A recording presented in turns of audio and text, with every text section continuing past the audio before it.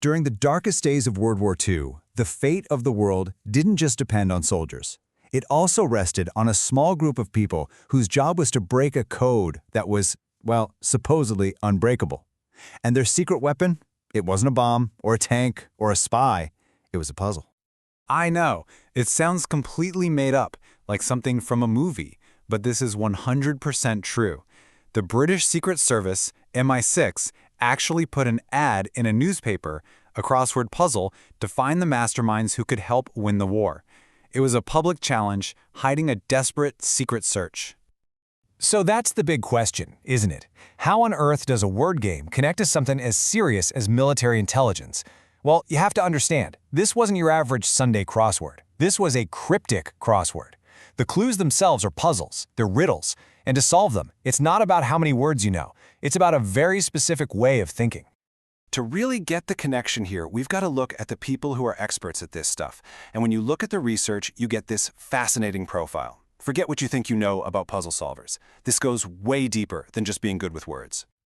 Okay, so check this out. You might think these crossword gurus are all literature or language experts, right? Wrong. Over half of the elite solvers studied science, technology, engineering, or math. So this is a world dominated by logicians, not linguists. And that pattern just keeps going when you look at their jobs. Almost a third of the absolute best of the best solvers work in tech or IT. You see? We're building a picture here of a mind that thinks in systems, in patterns, in pure analysis. But this is the real kicker. These experts are 4 times more likely than the average person to have what's called an investigative career. You know, jobs that are all about analyzing, researching, and cracking incredibly complex problems. So here's the big takeaway. Being good at these puzzles isn't about vocabulary. It's about having a very specific mental toolkit. It's about fluid intelligence, thinking on your feet. It's about logical reasoning and a natural knack for cryptographic thinking. Basically, the ability to look at a coded system and figure out the hidden rules. And that exact toolkit, that exact way of thinking, was desperately needed to take on the biggest cryptographic challenge of the time, the German Enigma machine. Just try to imagine this thing, an encryption device with millions upon millions of possible settings, and they changed every single day. The team at Bletchley Park got their hands on an Enigma machine, but there was one massive problem. The wiring inside its rotors was a total mystery. Without that, the machine was basically a black box. Its messages were impossible to read. Now, you couldn't just smash this thing open with brute force. They needed a scalpel, not a sledgehammer. And a veteran codebreaker named Dilly Knox came up with this painstaking, absolutely brilliant method he called buttoning up. Knox's whole strategy revolved around finding these microscopic little clues in the encrypted messages. He even had his own lingo for it. He called a pair of letters that appeared next to each other a beetle. If you could find a beetle, it might just give you a tiny, tiny foothold. And this is how they did it. It was just this relentless, almost brutal kind of logic. You start with one single tiny assumption. You say, okay, what if the letter A is wired to the letter B inside this machine? And then you follow every single logical consequence of that one assumption.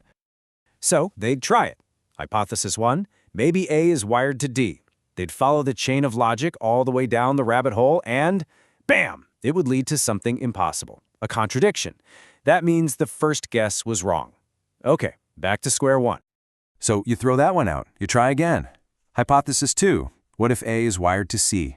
You trace all the logic, and nope, another contradiction. Wrong again. Imagine doing this hundreds, maybe even thousands of times. Just an exhausting process of elimination, all done in your head. And then, one day, they try a new hypothesis. A is wired to K. They start to follow the chain of implications, holding their breath. And this time, wait a second, there's no contradiction. The logic holds up. It works. And suddenly, it was like a key turning in a lock. Everything just clicked into place. That one correct assumption didn't just stand on its own. It unlocked a whole cascade of other truths. A huge, perfect web of logic appeared, where before there was just chaos. And just like that, they had cracked it. So, let's bring it all back home. That newspaper puzzle we started with, what does it have to do with this incredible feat of deduction? Well, as it turns out, everything. When you really look at it, they're doing the exact same thing. A cryptic crossword solver takes coded clues, tests ideas, follows a chain of logic, and reveals a hidden answer. The codebreaker? They test assumptions against a coded system, follow a chain of logic, and reveal a hidden message. It's the same mental muscle, just in a different arena. And the research is crystal clear on this. This skill isn't really about language at all. It's a type of problem solving that's more like algebra or computer science. MI6 wasn't looking for walking dictionaries. They were looking for people whose brains were wired to see the world as a logical system, a code, just waiting to be cracked. You know, the story of the crossword codebreakers is just amazing. It shows us that the very same mental tools we use to solve a simple puzzle can be the same ones that literally change the course of history. It proves that a certain way of seeing the world, finding patterns and logic where other people just see noise, is an incredibly powerful thing. So it leaves you with one last question to think about. If every mind is a kind of code, what puzzles are you built to solve?